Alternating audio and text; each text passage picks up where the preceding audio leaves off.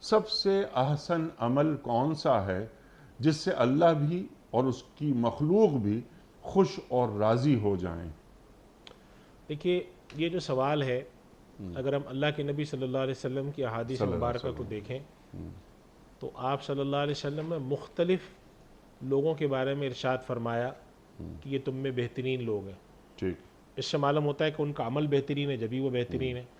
ایک جگہ فرمایا خیرکم من تعلم القرآن وعلمہ، تم میں بہترین وہ لوگ ہیں جو قرآن کریم کو خود سیکھیں اور دوسروں کو سکھائیں۔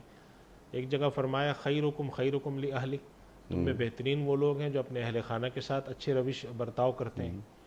اور ایک جگہ فرمایا کہ خیر الناس من ینفع الناس، بہترین لوگ وہ ہیں جو لوگوں کو فائدہ پہنچاتے ہوں۔ اس کی روشنی میں معلوم ہوتا ہے کہ دین نے مختلف پہلو رکھے ہیں جس میں انسان سب سے بہتر ہو سکتا ہے۔ ٹھیک۔ انسان اپنے معاملے کو دیکھے کہ وہ کس فیلڈ میں ہے یا کس اس میں۔ مثال کے طور پہ ایک آدمی سرکاری ملازم ہے اور جسے ہم کہتے ہیں کہ بیوروکریسی میں ہے، تو ان کی ذات لوگوں کے لیے کتنی نفع بخش بن سکتی ہے، ان سے لوگوں کو کتنا فائدہ ہو سکتا ہے، وہ ظلم کو اور حرام آمدنی کو اور کرپشن کو کتنا دور کر سکتے ہیں، ان کے حق میں یہی بہتر ہے۔ اسی طرح ایک شخص جو ہے وہ تعلیم و تعلم میں ہے تو اس کے لیے پھر تعلیم و تعلم والی بات بہتر ہے۔ ایک شخص خدمت خلق والے کاموں میں لگتا ہے تو وہ بھی خیر الناس من ینفع الناس کے تحت آتا ہے۔ تو کوئی ایک ایسا عمل نہیں ہے کہ جس کو ہم بتا کر کہیں کہ بس سارے لوگ اسی عمل پہ چلیں۔